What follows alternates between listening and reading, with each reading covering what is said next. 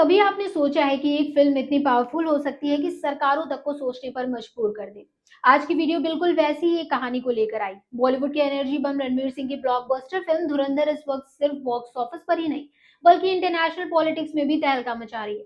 Film कई middle east देशों में बैन हो चुकी है और अब बात सीधे भारत के प्रधानमंत्री नरेंद्र मोदी तक पहुंच गई है। आखिर ऐसा क्या है इस फिल्म में? चलिए पूरी कहानी डिटेल से समझते हैं। सबसे पहले बात करते हैं फिल्म धुरंधर के बैकग्राउंड की। ये एक हाई ऑक्टेन स्पाई थ्रिलर है जिसे डायरेक्ट किया है आदित्य धर ने, वही डायरेक्टर जिन्होंने हमें उरी द सर्जिकल स्ट्राइक दी थी। इस बार भी उनका अंदाज वही है, realistic action, tight screen play और देशभक्ति का तड़का। फिल्म में रणवीर सिंह एक भारतीय इंटेलिजेंस एजेंट के रोल में नजर आते हैं। कहानी पाकिस्तान में सेट है, जहां उनका किरदार एक बेहद खतरनाक और सीक्रेट मिशन पर जाता है। एक्शन, सस्पेंस और पॉलिटिकल इंट्रिग सब कुछ फुल ऑन है।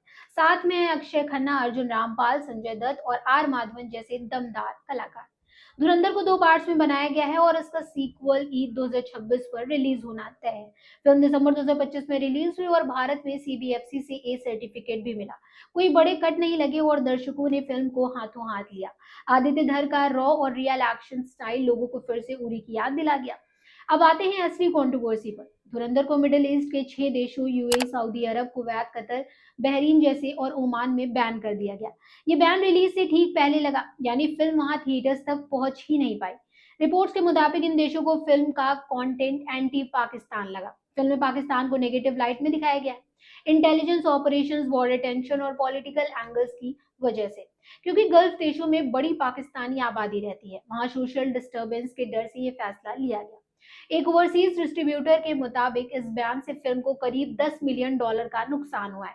मिडिल ईस्ट बॉलीवुड के लिए बहुत बड़ा मार्केट है। पठान और जवान जैसी फिल्मों ने वहां रिकॉर्ड कमाई की है। ऐसे में धुरंधर का वहां रिलीज ना होना मेकर्स के लिए बड़ा झटका है। इस बैन के खिलाफ अब Indian motion pictures producers association IMPPA मैदान में उतर आई है। आईएमपीपीए ने सीधे प्रधानमंत्री नरेंद्र मोदी को चिट्ठी लिखी है और इस बैन को एक तरफा और अनावश्यक बताया है। उनका कहना है कि जब फिल्म को भारत में सीबीएफसी की मंजूरी मिल चुकी है, तो इसे बैन करना अभिव्यक्ति की आजादी पर हमला है। लेटर में यह भी कहा गया है कि भारत और गल्फ देशों के रिश्ते काफी मजबूत हैं। ट्रेड, बिजनेस और कल्चरल एक्सचेंजेस चलता रहता है, तो ऐसे में बातचीत के जरिए इस मामले को सुलझाया जा सकता है। आईएमपीपीए ने पीएम मोदी से अपील की है कि वो डिप्लोमेटिक लेवल पर हस्तक्षेप करें और बैन हटवाने की कोशिश करें। वैसे ही पहली बार नहीं है जब किसी बॉलीवुड फिल्म को विवादों का सामना करना पड़ा हो। द कश्मीर फाइल्स, पद्मावत और उड़ता पंजाब जैसी फिल्मों पर भी अलग अलग वजह से हंगामा हुआ था। लेकिन धुरंधर का मामला खास है क्योंकि ये फिल्म पहले से ही मेगा ब्लॉकबस्टर बन चुकी है। फिल्म ने वर्ल्ड वाइड करीब 1230 करोड़ रुपए की कमाई कर ली है। भारत में इसका नेट कलेक्शन 800 करोड़ पार कर चुका है। ये बॉलीवुड की पहली फिल्म है जिसने ये आंकड़ा छुआ है और अब तक की चौथी सबसे ज्यादा कमाई करने वाली इंडियन फिल्म भी बन चुकी है, दंगल, बाहुबली 2 और केजीएफ 2 के बाद। रणवीर सिंह की परफॉर्मेंस को भी जबरदस्त एप्रिसिएशन मिल रहा है। एक इंटेंस, साइलेंट और खतरनाक स्पाई के रोल में वो अपने पुराने किरदारों से बिल्कुल अलग नजर आते हैं। सिम्बा और गली बॉय के बाद ये उनका बिल्कुल नया अवतार है। हालांकि कंट्रोवर्सी ने फिल्म को और ज्यादा चर्चा में ला दिया है। कुछ लोग इसे पॉलिटिकल प्रोपेगेंडा बता रहे हैं, तो कुछ का मानना है कि ये सिर्फ एक फिक्शनल स्टोरी है जो रियल घटनाओं से इंस्पायर्ड है। सोशल मीडिया पर हैशटैग धुरंधर बैन ट्रेंड कर रहा है और फैंस बैन हटाने की मांग भी कर रहे हैं। अब सवाल ये है, क्या प्रधानमंत्री मोदी इस मामले में दखल देंगे?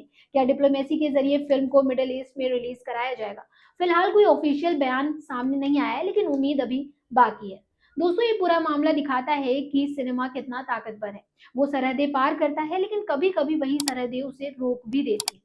तो इस पर आप क्या सोचते हैं? क्या धुरंधर पर लगा बैन सही है या ये फ्रीडम ऑफ एक्सप्रेशन पर हमला है?